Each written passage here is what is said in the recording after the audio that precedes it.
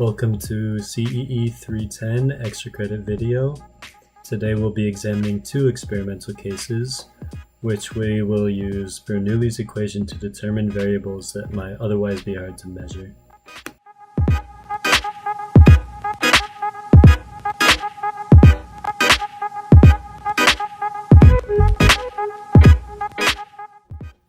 The first case will involve using a gallon jug with the top cut off and enough water to fill the jug to the designated fill line marked in red.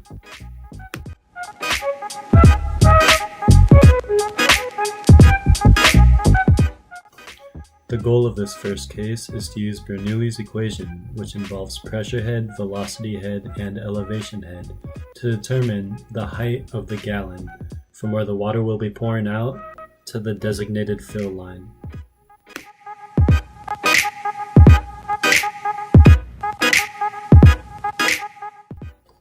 In this specific case, the height of the gallon could be found easily using a ruler, but if we view this case as a model, we can apply the ideas and concepts of Bernoulli's equation to situations involving larger measurements.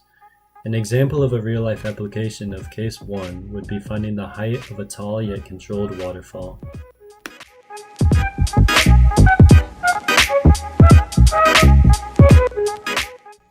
The first step in applying Bernoulli's equation is setting up 2 points of interest. We will place the first point of interest at the designated fill line, this red line right here.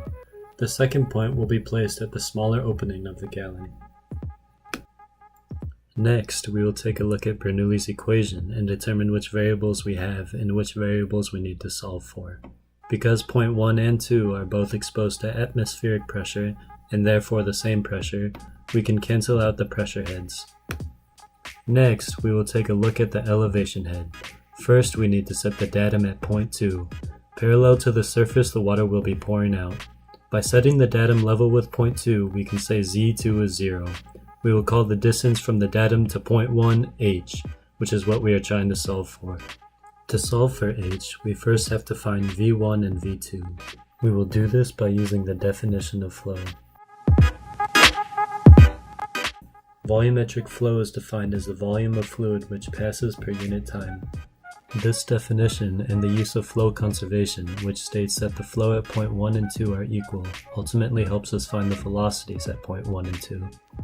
Because we know the volume of the fluid we are working with, which is 9/10 of a gallon or 0.0034065 meters cubed, and we can measure the time taken to drain the gallon in case 1, we can find the flow experimentally.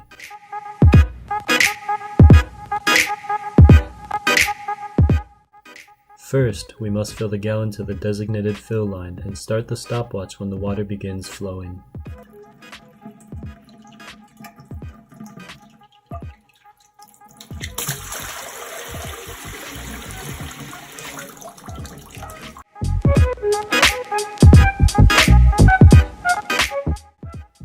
The time taken for the water to drain is 3.7 seconds.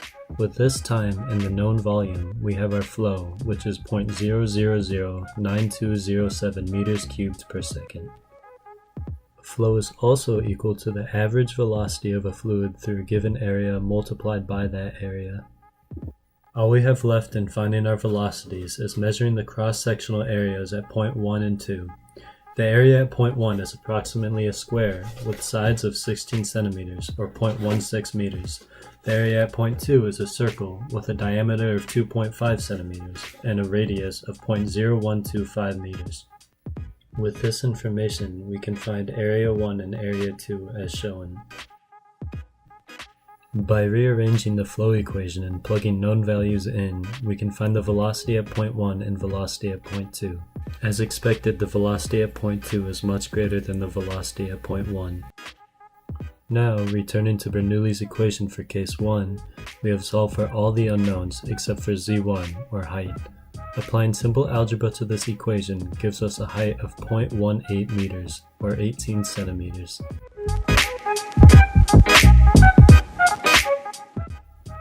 With case 1 being a model, we can compare the calculated result of 18 centimeters to the actual measurement of 19 centimeters. Not bad, only about a 5% error rate.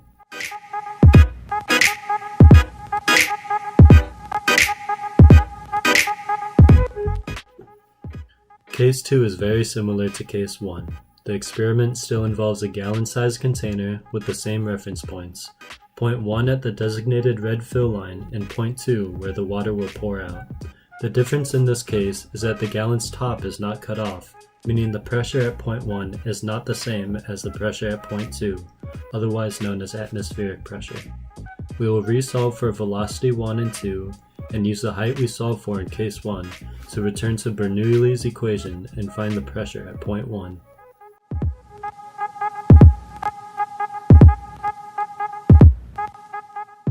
Looking at Bernoulli's equation, we can start by eliminating the pressure head at point 2. Of course there is atmospheric pressure acting here, but given that we are solving for the gauge pressure at point 1, we can say that the gauge pressure at point 2 is 0. By using the same datum as we did in Case 1, we can set Z2 to 0 and eliminate that elevation head. Using a height of 0.18 meters for Z1, we only have 3 unknown variables, P1, V1, and V2.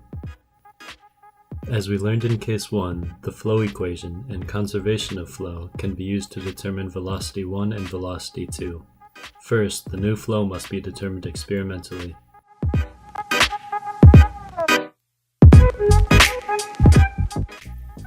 Once again, the water should be filled to the designated fill line in red, and the stopwatch should start once the water begins flowing.